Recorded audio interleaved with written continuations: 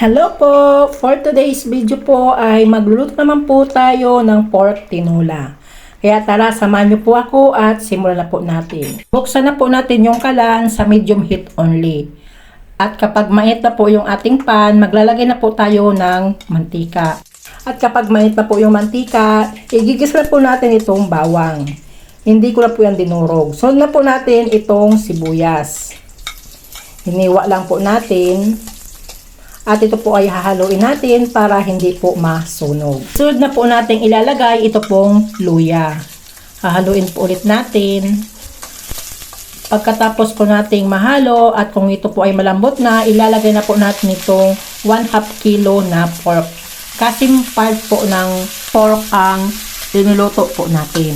Pagkatapos po nating mailagay yung karne, ito po ay hahaluin po natin.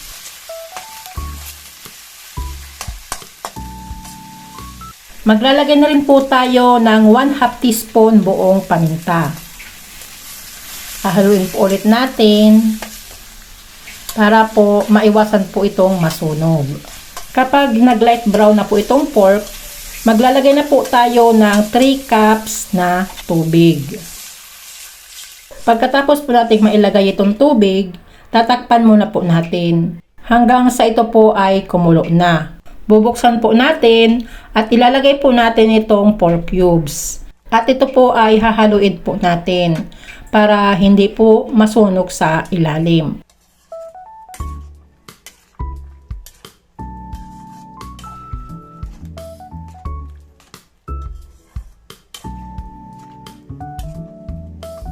Dahil po hindi pa po malambot yung karne, kaya ito po ay tatakpan po ulit natin. After mga ilang minutes, bubuksan po ulit natin at maglalagay tayo ng patis. Pagkatapos po nating mailagay itong patis, hahaluin po ulit natin para maghalo na po yung patis dito sa ating linuluto.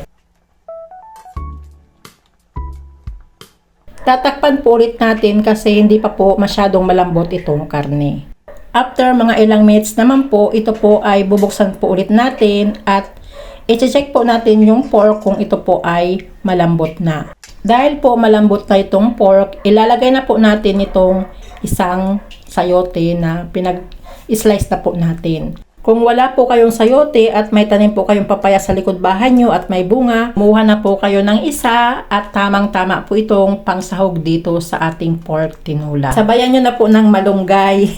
Takpan po ulit natin hanggang sa lumambot na po itong sayote na sinahog po natin. After ilang minutes naman po, ito po ay bubuksan po ulit natin at i-check po natin kung malambot na po yung sayote.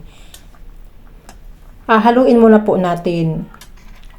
Kapag malambot na po yung sayote, ilalagay na po natin itong 2 pirasong siling haba. Hahaluin po ulit natin.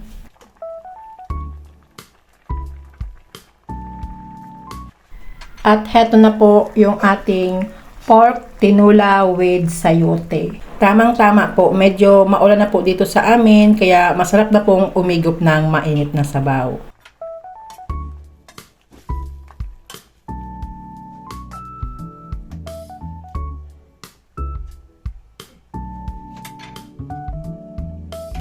Okay na to. Off na po natin yung apoy. Isalin na po natin at nang makahigop na po tayo ng mainit na sabaw. Habang nagsasalin po tayo nitong luto po natin na pork tinola, sa mga hindi pa po nakapag-subscribe sa aking channel, pa-subscribe naman po. Pa-like na din po at pa-click na din po ng notification bell para parati po kayong updated sa mga bagong video ko pong i-upload. Salamat po!